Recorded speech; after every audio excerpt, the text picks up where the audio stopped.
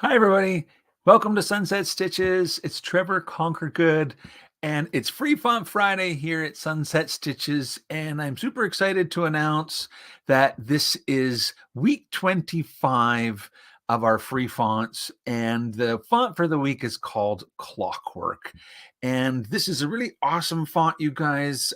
It's what you would call kind of that old English style. It's very ornate and regal looking.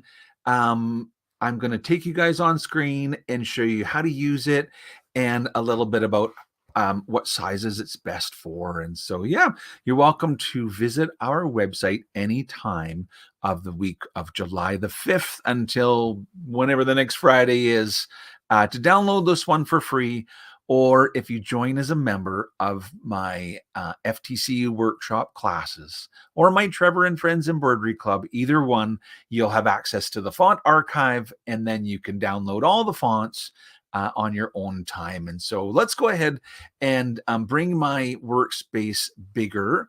And I'm just going to go ahead and show you guys, first of all, a few pictures of the font of the week. So this one really is not meant for small sizes. Really, an inch is the best, and then up to 2 inches, but I'll show you how to use it, much bigger than that, really.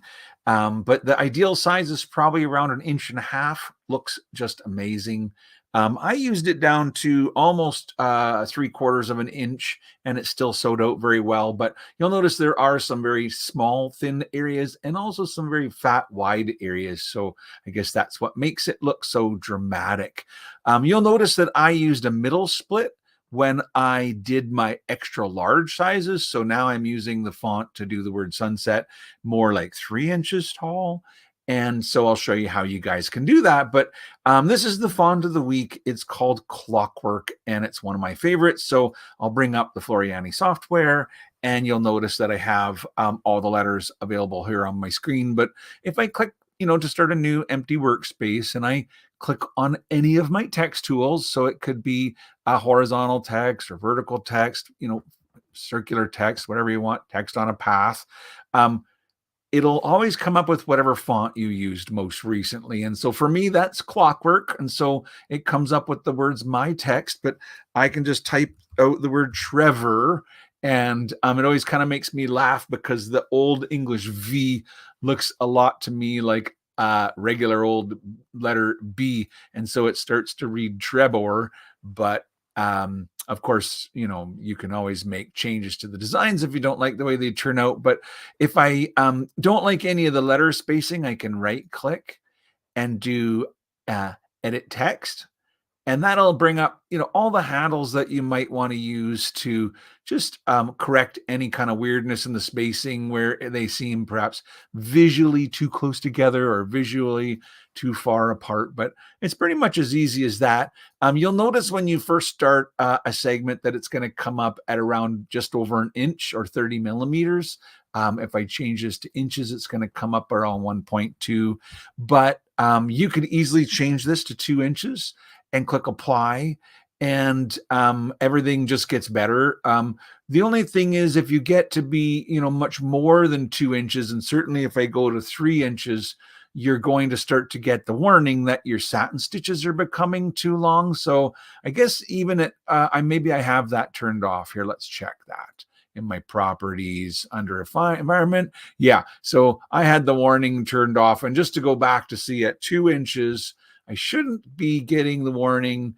But when I get into something like 3, even 2.5 is probably enough to the columns start to get too wide. See the warning that I'm talking about? So if your columns become too wide, that's when you would consider how to correct that, and one choice might be, maybe you want to do it at 4 inches tall, and it's like way too long to be a satin stitch, and so you're of course going to get the warning. In fact, the software starts to make it look like there's parts missing. They're not technically missing, but they show up as like dotted lines, which end up all when you go into 3D show up as missing because your typical home embroidery machine won't be able, it'll trim it out is the point. But how do you correct that? Well, there's more than one way. But one way would be to go to the tab in your properties box for the purple star, where you can change it from a satin to be a pattern fill and choose from any number of different pattern fills. And this is going to give a more smooth look to the letters. And now any size is possible. Now you could go 5 inches or 6 inches or 8 inches, because it's very smooth and flattened. If you leave it in a satin column, you can split it, and that's often one of my favorites for fonts like this.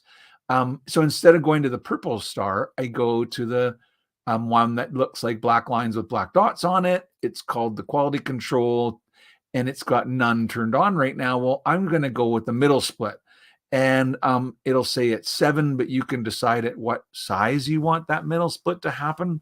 And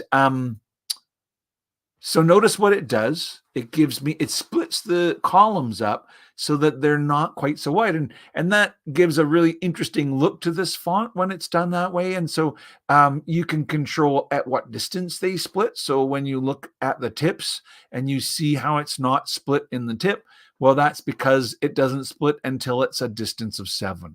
If you want to, make that smaller or bigger, you can just change the number in your properties box. And so that's how you can use fonts like this Clockwork at even larger sizes than is, kind of the intended size. So how do you know what the intended size is?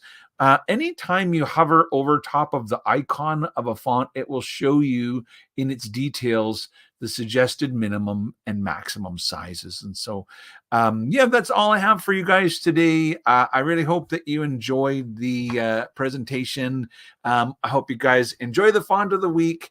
And if you have any questions, you're certainly welcome to leave me a comment on Facebook or on YouTube, or send me an email to trevor@sunsetstitches.com.